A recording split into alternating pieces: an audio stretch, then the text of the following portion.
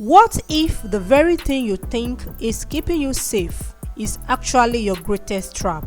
Loneliness is not always about being alone, and the enemy knows it. Welcome to Zion Streams TV.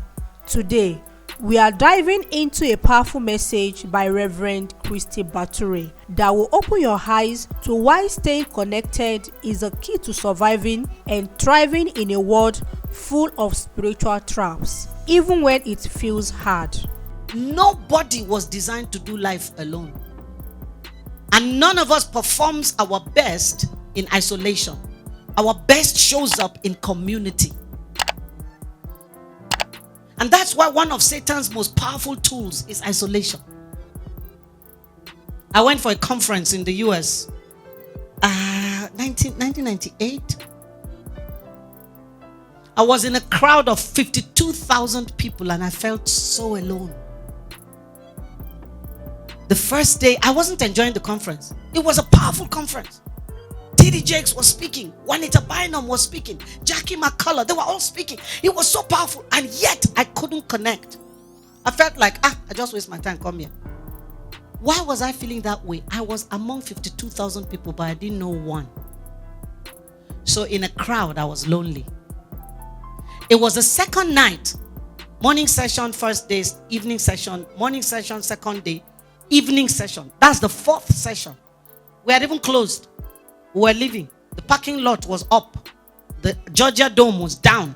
So I was on the escalator going up to the parking lot. My host had come to pick me. I don't know what made me look down at the other women that were lining up to climb the escalator. Who did I see? Ifeanyi Ade Farasin. Paul Ade Farasin's wife. Who remembers in America Ade? I just turned to African woman one time. Ifeanyi! The American women around me were startled. They were looking at me. She was feeling exactly what I was feeling. She didn't know anybody too. She started shouting, Christie, come down, Christie. I said, how can I come down? Escalator is going up. It's the shock that made her say, come down, come down. I said, no, you, come up and meet me. When she came up, the way we held each other, we were jumping. The other American women stood and were laughing on our behalf. They were smiling at us. Oh, wow. We jumped and jumped, held each other, exchanged number. The next morning, we agreed this is where we are meeting. Then we met there. We sat together. When I said I want to go and wee-wee, she said, me too, I want to wee-wee. We went together. Everywhere we went, lunch, we were together. Then at the last 2 or 3 hours of the conference, we were just coming from one of the breaks and we saw 3 Nigerian women that we knew, pastors' wives from London. See, the shouting was ×5 now. Why? We suddenly could belong in that conference because we could connect with another. When you can't connect with another, Satan cuts you down so quickly. How many of you watch Animal Channel? When a predator is about to go after the prey, it doesn't pursue all the animals at once. It will roar, like the lion will roar. Then all the antelopes or zebra will start running.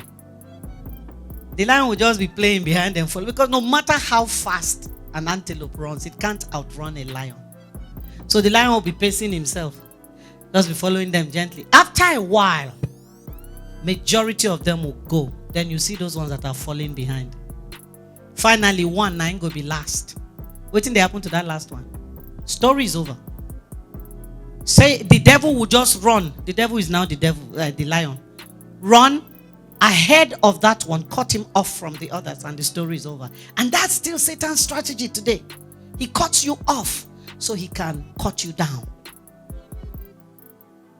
He cuts you off from church when you have been rebuked that you're not living right, either directly or by a word from the pulpit. Satan will say to you, why those people they talk like that? They don't know as world be. And you tell you, no, go that church again. Then you walk away. You've been cut off. Soon, you're going to be cut down. Isolation is a tool of Satan. Don't let him do that to you. No matter how hard and painful it is to stay with the Lord, stay with the Lord. He's safer. Praise the Lord. Praise the Lord. As we wrap up, remember this. Your strength is never in isolation. The devil doesn't always roar. Sometimes he simply whispers, and cut you off from connection. But when you stay rooted in God and remain in fellowship, even when it feels uncomfortable, you find protection, strength, and joy. As T.D. Jakes wisely said, don't let the pain of your past steal the promise of your future. So guys, no matter how hard it gets, stay connected, stay in community, and stay with the Lord. Your breakthrough is waiting where connection meets faith. If this message touched your heart, like, share, and subscribe to Zion Streams TV for more inspiring truths that uplift your spirit and strengthen your walk with God.